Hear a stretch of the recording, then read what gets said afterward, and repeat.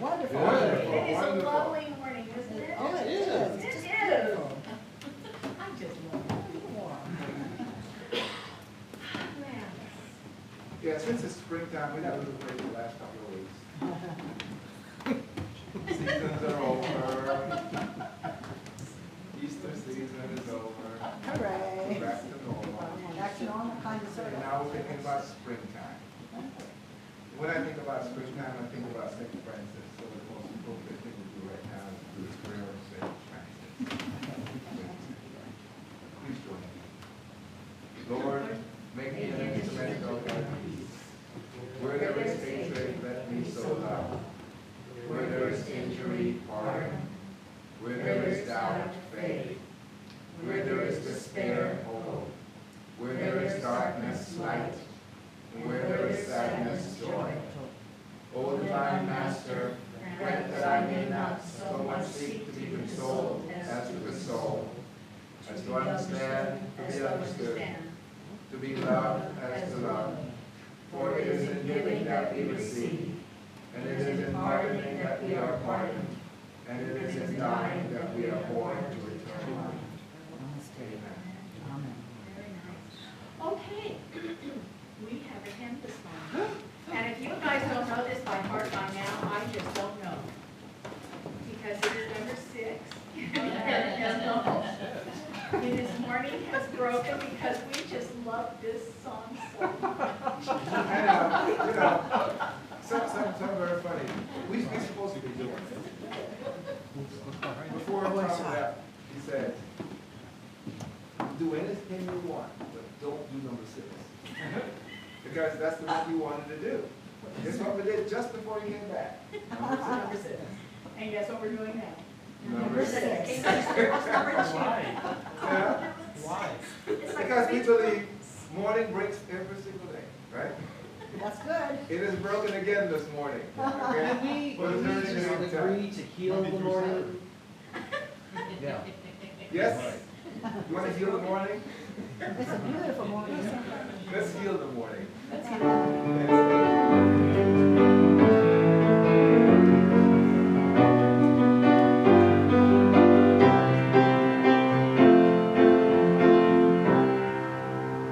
Morning has broken like the first morning. Blackbird has spoken like the first bird. Praise for the singing, praise for the morning, praise for the springing, fresh from the word. Sweet dew fall, sunlit from heaven, like the first dew fall on the first grass. Praise for the sweetness of the wet garden, sprung in completeness where his feet pass. Mine is the sunlight, mine is the morning, born of the one light, Eden's soft day. Praise with elation, praise every morning, God's recreation of a new day. Awesome. Thank you. Okay, now is the time of our morning that I look forward to every week because the favorite thing for me to do with you, my family, is to connect and really feel connected to you. So we do this with hugs. However, if you are new here and you don't wish to hug, you're certainly welcome to extend your hand. But just be forewarned, we are a huggy kind of church. So please greet each other, make a connection, make it last all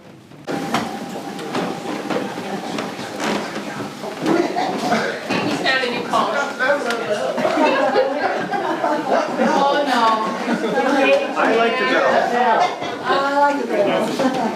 that mean I now recess is suddenly over? have visions of not wanting to know what Lance is like when he's sick in the bed, like Mary's like not letting him have that bell. She's like, no, stop, I just wanted to read it, sorry. You just gave me ideas. Oh no, I'm so sorry. Oh, no, look Mary, what you can I did. be back now? It's okay, I'll take care of that bell. You better be there to answer that bell for Mary. Or I can do it, I'll take care of the bell too. Okay, good morning everyone. Good morning. Good morning. Welcome everybody, I've been up here in a while. So I've had this topic brewing for a few weeks. I think about it a lot myself, and then I saw something online that spurred me. It's like, you know what, this should be a whole topic, because I cannot be the only one. Nope. You're not. You're never the only one. So, how many people think that, or would call themselves a perfectionist? Oh, Yeah, a few. Professional? Perfectionist. Perfectionist. Okay. We got some hands raised high. I'll own it. Are you a perfectionist? I'll own it. I don't know. He's a Virgo, so yeah, he's normal. Actually, I'm about to find out. Yeah, what Nate said. Is it rhetorical, or did you actually have No, like, I don't. So I guess because a lot of times you have like a pun for me or something. No. I'm getting very excited. He knows my love of bad puns. This guy. Me? No, I said you know my love of puns. Oh, yes, So you give them to me. Yes. No, I don't know. I don't know what the answer is. No. So, okay, so let's say you don't, and even if you don't call yourself a perfectionist, can you think of any areas where it's just, maybe it's not everything in your life, but this area? Like, it's very important to me to cook the perfect meal, or maintain my yard in a perfect manner, or my appearance in some such a way, or my state of my car, or my creative efforts, the things I produce, I write, the music I play. Perfection you're trying to achieve in some area. So do we have more hands if we can only think Yeah. of Oh, yeah. one area where it's like, Yes. this is, Lots, yes. okay, so Yes. we have more in common than we all think. So one of the, they have a couple brief things on my phone, all modern and stuff. It's funny because the actual quote that spurred this whole thing, I kind of want to save for the end, because it seems to me more of a punchline than an opener. It's not really a joke, but this is an article that was about a study that had to do with perfectionism. And what I thought was interesting is that, we'll come to the relevant statistic in a second, but it says people who aim high in life may risk burning out. But a new study shows that those with ambitious goals who also avoid taking failure too seriously may not suffer as much emotionally. Researchers analyzed 43 studies on perfectionism and burnout and found that holding high expectations, whether for academic achievements, career goals, athletic pursuits, isn't necessarily a bad thing. However, people with perfectionistic tendencies tend to pair their high expectations with what are called perfectionist concerns. This means they are extremely self-critical and take it personally when they fail to reach their very challenging goals. It is this aspect of perfectionism that leads to a burnout, said study co-author Andrew Hill, a sports psychologist at York St. John University in England. You can fail as many times as you like, as long as you don't feel like that reflects on your self-worth. That's where I start having problems myself.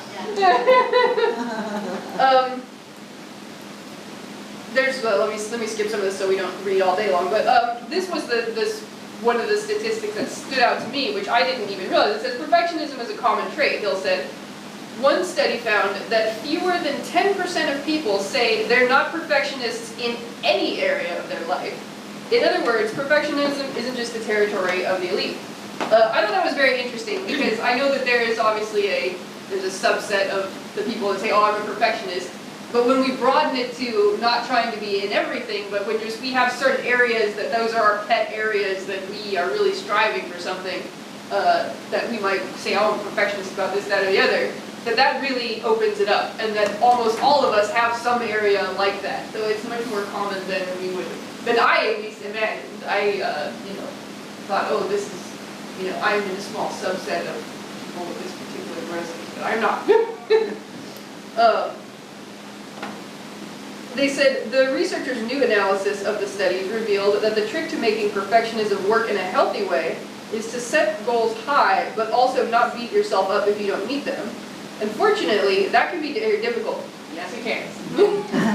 Most people who strive for perfection also exhibit the perfectionistic concerns that can lead directly to burnout. For that reason, perfectionism has been linked to mental and physical health problems and even the risk of early death. Oh, that's very dramatic. Perfectionism also has been linked to postpartum depression, perhaps made worse by perfectionist moms tend to hide their struggles. But people who work hard and also take failure in stride do exist, Hill said, citing athletes Michael Jordan and Roger Federer as examples. To find that balance, it might help to set up goals that are flexible, he said. Perfectionists tend to be too rigid, Hill said. If they set their goals too high, they may burn out or bow out at the first sign of failure. Thinking of achievements in degrees rather than as pure success or failure can help reduce the stress that causes burnout. So this is very kind of scientific and bland and practical. I have one more quick thing I want to read, and then I want to open it up and start hearing from everybody about these things. Because I was really thinking about this in my own life and some of the areas where I have this happening. I have a lot of them. One of them is my writing, for example. One of the things that they like to, when you see advice from writers for other writers, is one of the things they like to tell you is, don't self-edit while you're trying to write. Just write. Just get it on the page. Just get in the flow and get all the words out there, and don't go back and try to clean everything up. Like, do that later. Like, come, just get out thousands of words and then come back in another session and try to clean up your sentence structure and the flow of things and grammar and all. Don't worry about that stuff. I can't do that. This is one of my areas that's like, I don't know if it's a problem or if it's like, that's just, hey, that's how my process is. I can't work like that. But I've noticed that, and it's because of this, like, perfectionism. If I've written a paragraph, I can't just go, okay, next, bam, bam, move on to the next thing. I am in there. Like, I've got to go, well, let me reread this. Does it sound good? I don't like this word. Okay, well, I'm ending in the preposition, and I don't like this adverb. Take this out and move all this stuff around. Or that just sounds too dramatic for this. So, all this nitpicking, and I've heard over and over again, this is not good for the creative process, that you should just be letting it flow as it comes and editing later. And I've kind of asked myself, why? Why can't I let go of this stuff? Why do I have to have it perfect now? Like, my first draft, I've had someone that was editing sort of for me, beta reading more likely, and they said, when you hand me this stuff, there's nothing for me to do. It's like it's done. Like, there's not stuff, I mean, there's not nothing, but I mean, they're like, it's pretty much clean. I don't have to do anything. And I'm like, why can I not? It's like I don't even want to show it to anybody until I'm like, this is it. It's how it's going to be. And there's a worry in there somewhere. There's a worry in there somewhere that it's not perfect, and somehow what will happen then? Someone will judge me. I don't know what that. I'm sure we can get into that shortly. But because it's writing related, and this post applies to, I think, everybody in pursuit of perfection everywhere. Another one of my friends shared something that one of their fellow authors wrote about perfection, and it is as it applies to creative things, and many of us in here are involved in creative pursuits, writing, art, music, all kinds of things. So you could think about how this applies to you as well, but any sort of search for it. This really, when I read this, it was one of those moments where I had to, like, everything else had to calm down, and I was like, this is important, what this person is saying. This is something that I need to internalize. And perhaps some of you will also take something away from this. This person's name is Mehdi Harrison, and they're an author, and they wrote The Impulse to Perfection, and this is just a brief kind of rant they wrote. They said, many artistic types are perfectionists of one breed or another. I hate it when people call me a perfectionist because I don't think of myself that way. I'm capable of ignoring things that aren't perfect, but this is really only true if they are things I have deemed unimportant. So, like cooking, my physical appearance, house cleaning, things like that. When it comes to writing, it can be very difficult to turn off the perfectionist impulse. on one hand, it's actually important to be a perfectionist. If you're a sloppy creator and you send things out constantly without them being ready, you're not going to get very far. You may or may not get better, but I suspect you will get better less quickly than the people who just have to look at their piece one last time before they submit it, or those who can't stand seeing a spelling error in a final book and send the list to their editor of changes they want to be made in the second edition. Being a perfectionist means that you're going to be measuring yourself against the best of the best, and that you're always going to be striving for more. This is a very good thing. It means that you have a sense for what is good. You have an ear for good language and plot, that you demand your characters feel real on the page.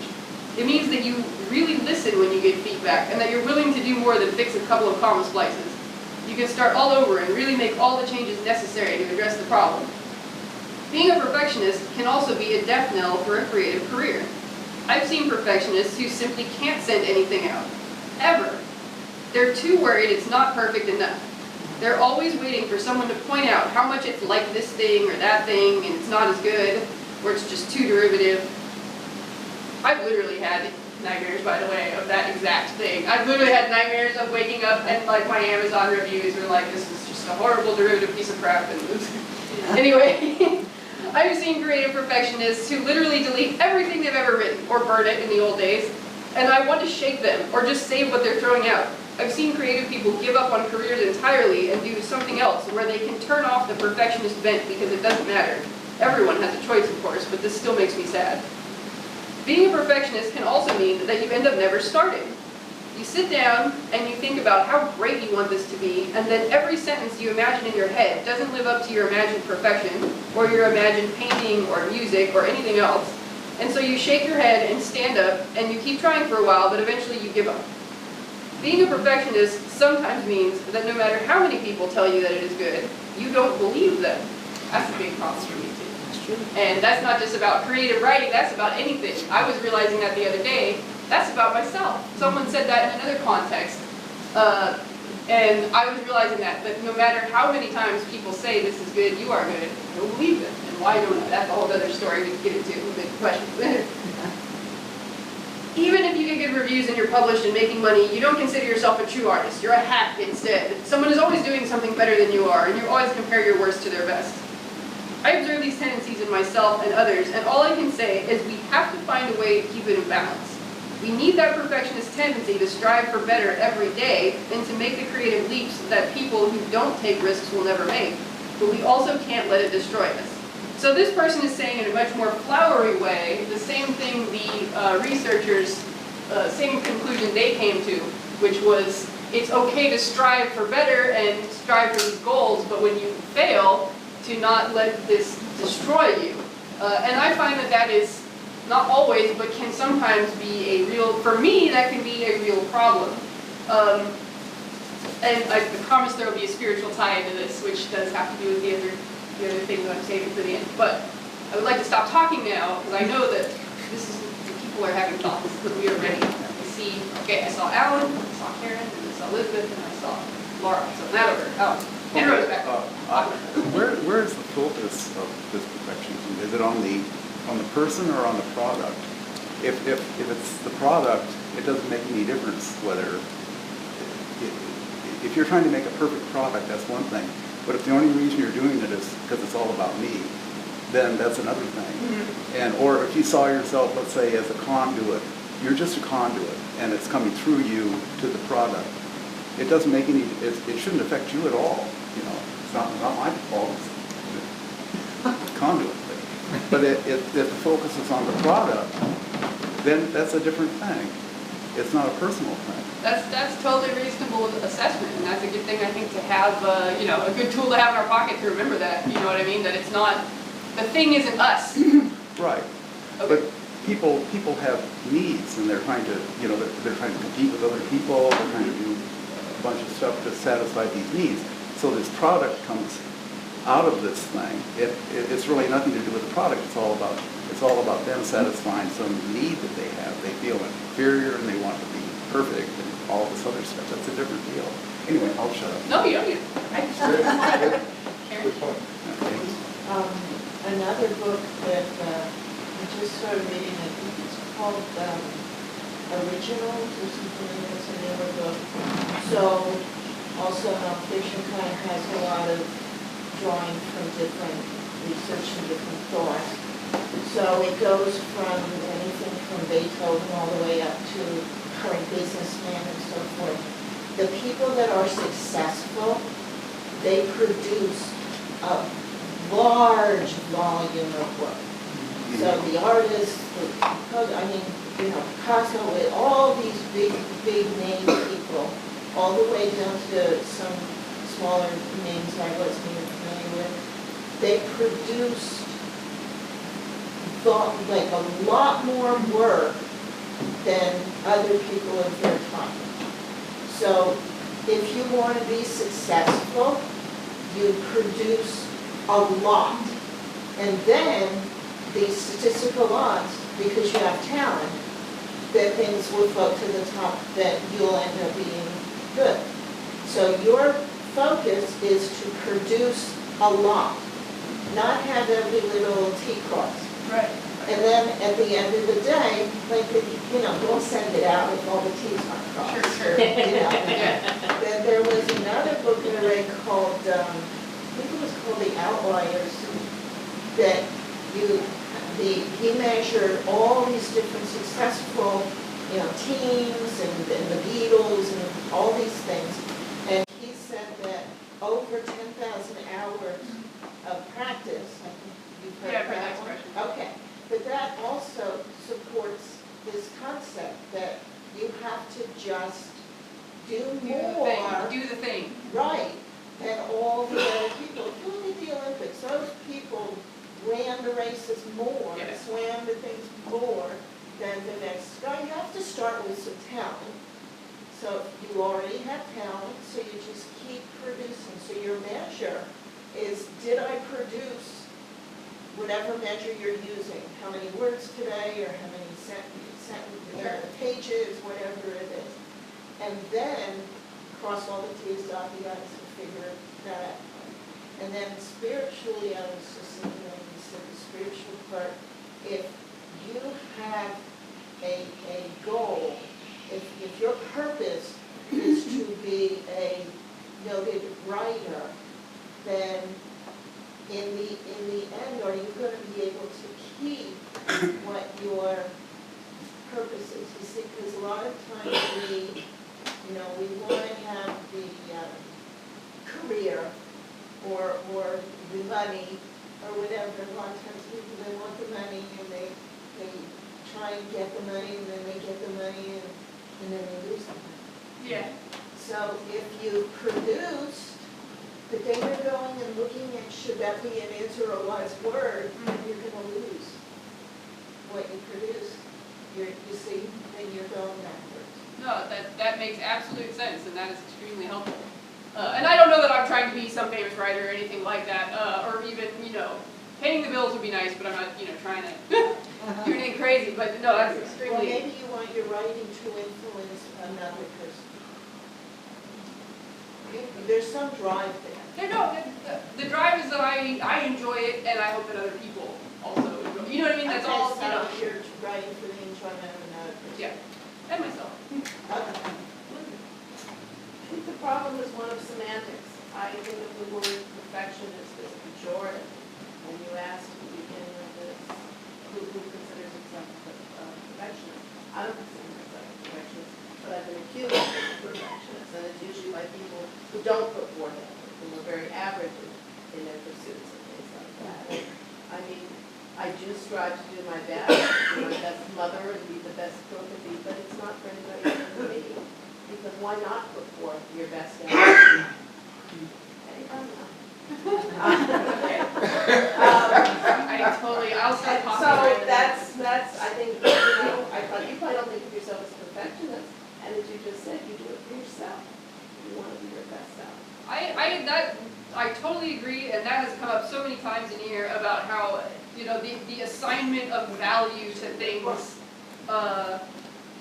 the assignment of value to things is what, what fertilizes all this thought to grow about it, whether this is a problem, this perfectionism, or whether this is just us striving to be our best. as you were saying.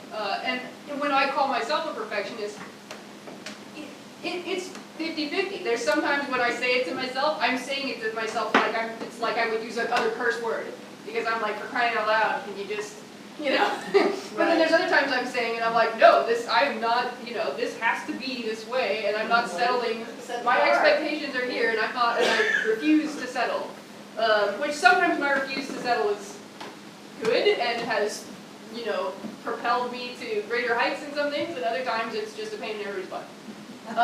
So okay, hands are popping over. There was Rose, but Rose has walked away, so. She was I giving see me why. eyes. No, but Rose popped up before you did, but she left, so it doesn't matter, so. Rose and then Sandra and then. Okay. Some of what Karen said resonates, because I think when you produce a lot, it means that you are creating a skill, because you have to do it a lot, which means you have to fail a lot. Hey, you're honing it. And you're honing it. And I'm sure that, who was it, Dave Ruth, you know, could not have hit all of those home runs had he not hit all of those strikeouts that he had. And I remember my uncle was a photographer and ended up being the special effects director for Paramount Studios.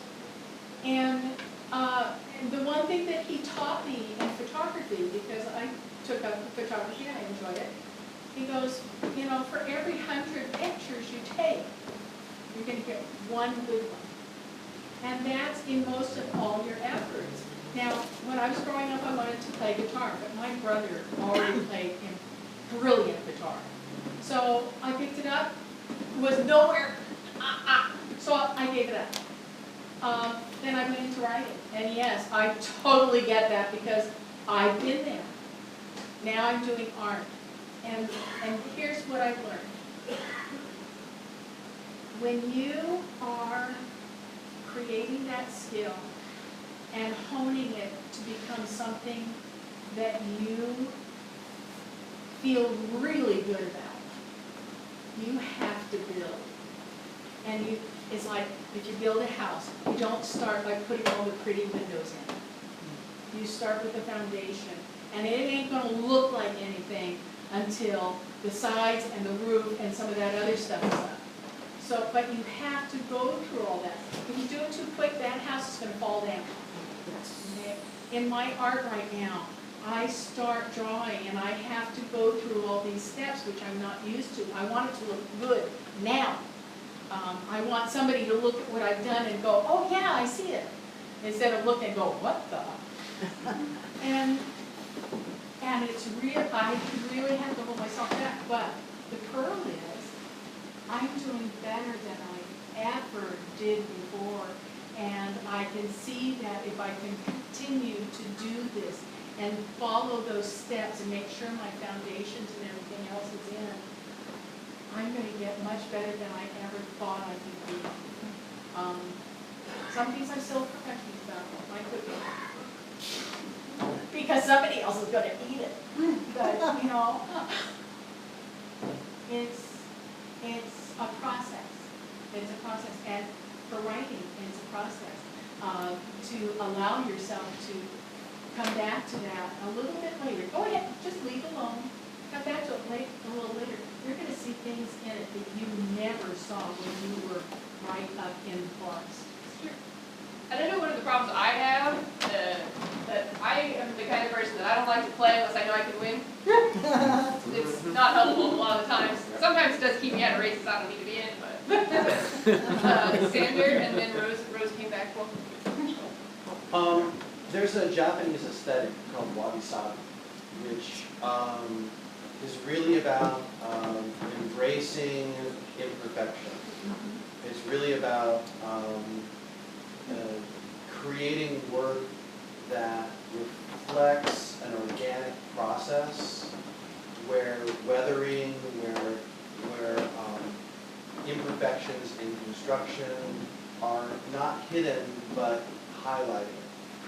When you're making a little piece of clay like a teacup, a little crack in the clay is actually better than no crack. A little spill of the the glaze is actually better than a perfectly glazed object. It's the same thing with working with wood or other stone or anything. It's this idea that silencing your own judgment and letting the materials speak for themselves with your guidance or maybe your influence, but you're not second guessing the process and finding that place of silence. In writing, it's a little bit more tricky because you're creating something that requires your active thinking, but there is a way to silence that self-doubt or that critical voice. And it's sort of like one of those Chinese finger trap things. And but like for a lot of what I do as an artist, it's all about letting go of that judgment and just simply allowing whatever happens to happen and trusting that it will be just as it's supposed to be. Whether it's making a piece of sculpture or whether it's music or whether it's video art or whatever. And I think that there are parts of it, I think for me, being a perfectionist is necessary in certain areas of life. Like if you're baking a cake, you have to be a perfectionist. Because any variation in the chemistry of the cake right, will cause it to fail. But when you're making a soup, perfection isn't necessary. You can improvise, you have a lot of flexibility. And whatever you put in, if it's good stuff, you'll get something that's pretty tasty as a rule. So I guess I think that in Western culture, this idea of creating perfectly is very strong, but it's not the only way to think. That's all I totally agree, and that is, I'm interested now to go look up more of this aesthetic you're talking about. Rose had her hand up earlier. Okay, I had been thinking about perfectionism this whole week, actually. I told her that when she told me her topic. And I'm thinking, where is this perfectionism coming from? And we've learned early on as children to be good boys and good little girls so that we are accepted by our parents. So that's where that whole perfectionism is coming from. We are looking for the rules and regulations of somebody else, somebody else's definition of perfectionism, and we live by that. So when we are doing something creative, which is basically we're receiving something from our creator, a product from a creator, which is already perfect in itself. Our job is just to get out of the way and let them come through, and you know, just not be concerned about our acceptance of by other people. So it is. I don't say this. When God gives us a product, it might be just something totally new, not by the rules and regulations of someone else. And I think not even, and we have kind of narrowed down, and that's partially my fault, to like creating stuff. But I mean that, because I have other pieces of discussion, but that applies I think everywhere of the regulations of other people that we are trying to say, oh, I have to get to this to be accepted. Or for people to not judge me or like me or what have you. So we're getting to be about that time. I also saw Lance and possibly some other hands popping up. My peripheral, I'm just seeing hands and I'm not always seeing whose face is attached to that hand. So Lance, and then Sherry, did you have something? And then maybe we should decide if we want to do a second week. I can do one more week. I just can't do a third week because then I will be gone the week after next. So Lance? You're already penciled in for 2 weeks. Okay, all right, that's fine. Did you have something to say besides that, or did you look good? No. As usual, I'm pretty confused about a lot of things. Me. My feelings and things that I do. And I thought I had it all figured out, but based on today's discussion, I realized that I don't have it figured out. And I have 3 areas that are so different where I consider myself to be either a perfectionist or not a perfectionist. Maybe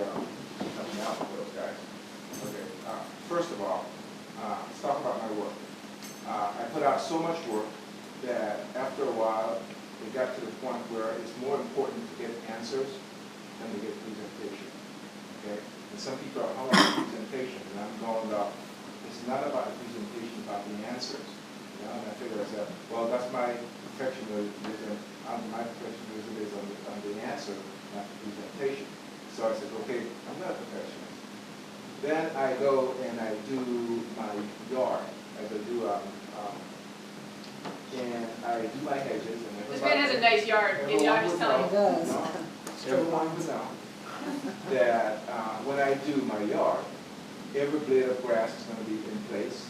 When I do the hedges, there's not going to be one leaf that's out of place. You will not get unruly nature. Famous last word. And I agonize about this because when I do it, I can't help myself. You know, Mira would be out there and she says, that's enough, that's enough. Yeah. And if it doesn't get dark and I can't see anymore, it's not enough. And I realized that, yeah, I like being a perfectionist when it comes to this. I like it when people come by and go, my God, this stuff is, I mean, the line is just so straight. I like that. So Yeah, they are. to Alan's point, am I doing this for me or am I doing this for the recognition and for the accolades? And I go, well, you know, gee, maybe it's not for me. But maybe the Yeah. accolades are for you. Maybe Well, that the if you, accolades I are mean, for me. that doesn't, it's Yeah. like, it's one of, it doesn't always have to be a bad thing that you like to get the recognition. It Yeah. doesn't have to be bad. I think there are some situations where people, we can take it to a place that is, starts becoming detrimental, but I mean, it doesn't have to be Yeah. bad that you want that. Yeah, you're right. And the last one is, yeah, I like it when I get the recognition from people that say, ah, this is all good and I feel good and that, you know. So I'm doing it for them to look at it and go, wow, you know.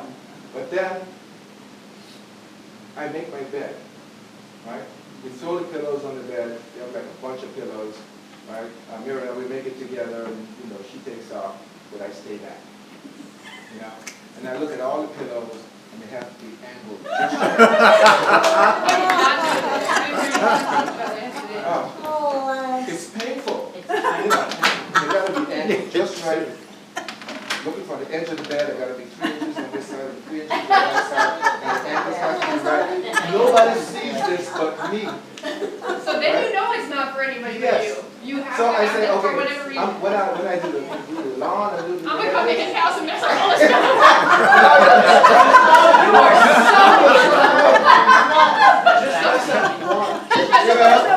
It's just throws me for a loop. You know, so I said, okay, I'm not a perfectionist here. I'm a perfectionist there, but it's all about the people. But then over here, I'm a perfectionist, but it's all for me. You know, so I said, I'm all confused. It's What am interesting I? to like examine yourself and be self-aware of what is going on. Sherry. Oh, for me too, the perfectionism issue's been coming up. I'm an elementary school teacher and I've worked with the same people for a while. But two of the teachers that I work with, they're very, I guess, perfectionists. And they work a lot of hours, and they've made it really clear to me that they think I should too. And they even have made it clear to me that how much they like me is going to be based on that. I mean, even in words, not exactly It's like that, but between the lines. between the lines, like we like that teacher because, you know, and she did that for us, we like her, you know. So the thing is that I've gotten caught in, you know, trying to keep up with them. And when I do that, my teaching just becomes agonizing for me because it's all about what would they want me to do? And I'm thinking about them. What's in their room? I'll do that in my room. What are they doing? I'll do that. And then my teaching becomes uninspired and Because then you're not worried about the kids as yeah, much. it's not about the kids. So I realized that maybe I have some perfectionism, but it's not in the same areas that they're interested in. I'm more interested in relationship, and I'm interested in what are the kids interested in, and kind of like following their interests. But I do want them to develop academically, but my focus is different. So I really am learning that perfectionism has to come from an inner desire, and that you can't, if you impose your values of perfectionism on the people around you, that you're actually going to stifle them. And you're trying to make them perfect like you're perfect, but you're actually not making them perfect. Because you're your own separate Right, being so that has its own things going so on. my desire to be perfect has to come from my internal, and I don't come to work saying I'm going to slough off and collect money for the district. I'm not my inside, I'm not coming from that place, so I just trust Yeah. that my spirit is guiding me to work with the kids in a certain way, and that trying to please them, I probably am not going to please them because I'm different than them, so I just have to give up trying to make them like me or whatever. And I need to focus on what do I need to do with the kids and be inspired that way. And then I'll be my own perfect self. And then the kids will feel it. They'll see a smile on my face, they'll see a glow in my eyes, I'll see their look. So I really have to give up being a people, wanting them to like me. Yes, absolutely. So we're over time. It looks like do we think we're going to go another week? Sure. Yeah. So what I'm going to do is I think I'm going to save my little quote excerpt thing that I was so excited about that I'm going to save that for next week. You get to be excited For a whole week will be, I've been holding on to this for well over a month. Okay, I'm holding on one more week. Okay, no. And I have some other examples of things that I can bring up next week as well. Okay. I was just going to say, can I offer a couple quick criticisms of this talk? No, just Well, and yeah, some of this this is not the fancy quote. This is a more mundane thing. But two things that I would think maybe we could chew on for next week to be thinking about, percolating for more discussion. One of them was something I already had, and one of them was quickly something that Sherry had brought up, that you were talking about imposing your sense of perfection on others. That might be a good thing to branch out into next week. Is not even so much the perfection we're demanding of ourselves, but in what areas do we look around and expect others to conform to things that we feel them they need to be this perfect way. So putting it on to others. And then the other thing I was, and this just came up the other day, Nathan and I went out to eat, and we were sitting in a restaurant, and at the next table there were these three women, and listen guys, between the three women, there was enough plastic surgery I could have bought 2 or 3 new cars. You know what I'm saying? And that was, but I was thinking in my head, I mean, forget judging these, but I was like, what is going on? I was thinking, I'm like, what is going on that they felt that they had to do this? I mean, there was a lot of tightening. There was one person I was not totally sure whether she had an accent, like she was from somewhere else, or she literally had a problem speaking because of I'm not kidding. It sounds like I'm joking. I'm really not. And so I was like, what has driven these people that I spent this money and I had to do these things to my face to achieve what and for why and for who? So I wanted that would be something else that we can think about is, how, the ways that we are driven, and sometimes do we even know that we're being driven to be this way or look this way or achieve this thing. Superficial perfection. Not even just, superficial is part of it, but even some of the things, and some of it ties into our discussion we had a long time ago on success, which is the world defining to us what is success and what is perfection. So those are some things to leave for next week, and then I will stop here before we're done. Okay. Okay, so, okay.